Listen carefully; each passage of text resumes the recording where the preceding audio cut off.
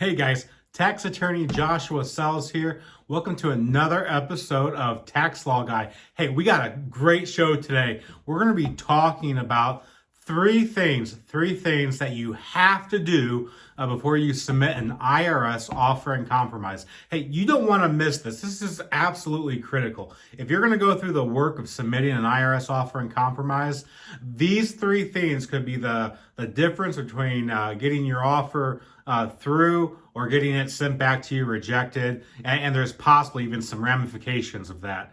So let's go ahead and talk about that. Three things that you absolutely must make sure before you submit your IRS offer and compromise.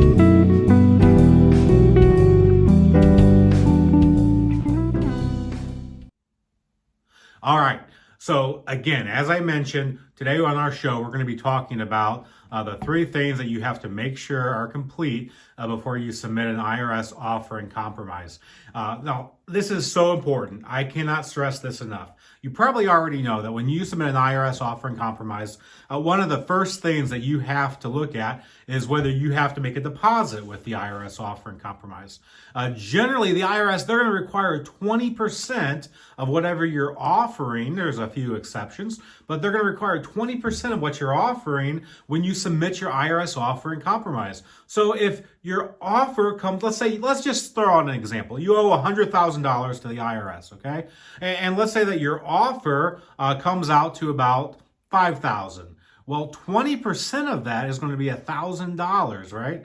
And so you want to make sure that when you send that in, these three things are done, because if not, when they get the offer and the check that you send them, and they realize that, hey, you haven't done these three things, guess what they're going to do? They're going to keep that money. They're going to apply it to your IRS account, of course, but you're not getting that back. They're going to send the offer back to you, and you're going to have to resubmit another offer and compromise with another $1,000. And so you just overpaid $1,000 that you did not have to. This is absolutely critical. The other issue is going to be that if they send it back to you, it does not freeze your IRS account. So they could still levy you, proceed to collection efforts, and other enhanced collection activities. Remember, the offer and compromise pauses all of that. It freezes all of that. So by not following these three critical things, you're going to possibly lose the money that you send for your offer. And number two, you're not going to get that valuable account hold that comes with an offer and compromise. So number one, this is so important. Number one, you have to make sure that at least for the last 6 years, all of your tax returns have been filed. That's for you, and if you're married, for your spouse. This is so important because let's say you got married 3 years ago. That means that you're going to have, before that 3 years, single reported tax returns, and then presumably married filing jointly. And then your spouse is going to have the same thing, potentially single, then married filing jointly. And so it's absolutely critical that you make sure that all returns have been filed. The current year, we always recommend that. And then you look back, make sure that the last 6 years have been filed for both of you. The IRS generally only looks back 6 years. What we typically recommend is if there's anything within a 10-year time frame, that all of those returns are included, just out of an abundance of caution. Technically, all returns have to be filed. But administratively, they only look back the last 6 years, and then they're only going to, at most, look at that last 10-year period. So number one, you have to make sure that all returns are filed. Now you may say, hey, this is 2023, and we mail a return in, and we know it's going to take a year or more to post. That's okay. Get that return sent in. Make sure that you send it certified or UPS, so you have tracking. And then you include a copy of the return, stamp it, copy, that way they know. Make sure it's still signed, and include a copy of it so that they know that you have done the return and sent it in. Hey, now here's a little tip. What you need to do is pull your IRS transcripts for you and your spouse, and make sure that you look at the each year that you have a return on there. You want to do a transcript analysis to make sure those returns are included. So number one, you got to make sure those returns are in there. Okay, very important. Number two, and this gets a little convoluted. Number two, and this is really important. It refers a little bit to the tax returns. If what is included in the offer and compromise, so the tax years that have a balance, okay, if all of those, for example, were married filing jointly, you and your spouse are sending it in, no problem. It's a single offer and compromise. However, let's say one of those years that has a balance, you did married filing separate. Let's say even your wife doesn't know for that year, but you do as married filing separate. And then the rest of the years that are included, you're doing married filing joint. This is so important. Technically, that's two offers, okay? You have to send two separate offers. Now, the offer amount just gets split because there's one household, okay? So that's not an issue, but you have to send two Form 656 in that scenario. If you don't, they're going to say, hey, wait a minute, this is not a joint offer, and they potentially are going to keep that money, reject the offer, and put you in the same position.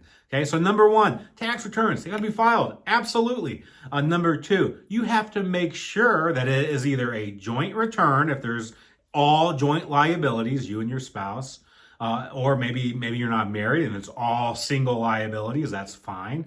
But if it's not, you better have two separate offers. Hey, you can mail it all together, but there has to be a Form 433 o.i.c. for the household. There has to be a Form 656 for spouse number one, list the liabilities that that spouse owns, the joint and the separate. And then a Form 656 for spouse number two that has the joint and separate liabilities. That means two checks for the application fee. Remember, the IRS application fee is $205 per Form 656. So in that scenario, you have two of those, and then you take your offer amount as calculated on the 433 o.i.c, split it in half, and then two checks for that, one for each offer half. That's how you do a offer and compromise if there's two parties with different liabilities. But it's absolutely critical that you do that. Otherwise, it's going to get sent back to you. They're going to potentially keep the check. So number one, check those returns. Those returns have to be filed. Number two, you better make sure you know whether it's a single offer or if it's two separate offers. Number three, this is really important. The most recent filed tax return, you have to look at it and see, did you owe taxes? Hey, if you did, the IRS is going to say that you had an estimated tax requirement. You may say, well, I'm not self-employed. I just didn't withhold enough. I understand that, but they're going to check to see the most recent filed return if you owed taxes, so the amount of your tax minus your withholdings and credits. If that number exists, i.e. you didn't get a refund, you have an estimated tax obligation for purposes of the IRS offer and compromise. That means when you submit the offer, they're going to check to see if you are current with your estimated tax. So if you owed $400, let's say your tax was $1,000 last year, and you had $600 of withholdings from your paycheck, leaving you a balance of $400, and you say, well, I paid it, I sent a check in, I understand that, but you still have an estimated tax requirement. That means they expect $100 per quarter. Remember, quarter one is April, quarter two is June, quarter three is September, quarter four is January. And so wherever you are on that time frame, when you mail the offer in, they're going to look for next year's account to make sure that you have estimated tax applied towards it. If not, they're going to send you a letter and say, hey, you're not compliant. You have to get this paid. Otherwise, we're sending it back, rejecting that offer, returning it to you, I should say, not rejection. It's a return, and potentially keeping any funds that you sent in. Hey, this is really important. 3 things that you have to do, must do, absolutely do. No questions asked. It's a compliance issue. You have to make sure that this is done if you want the IRS to even look at your offer and compromise. So that's what we talked about today. We'll be talking about some other tips and tricks with the offer and compromise on future episodes. But please make sure those 3 simple things, basic things, but it's absolutely critical if you even want them to look at your IRS offer and compromise. Hey, thanks for watching Tax Law Guy. We'll be back with another episode next week.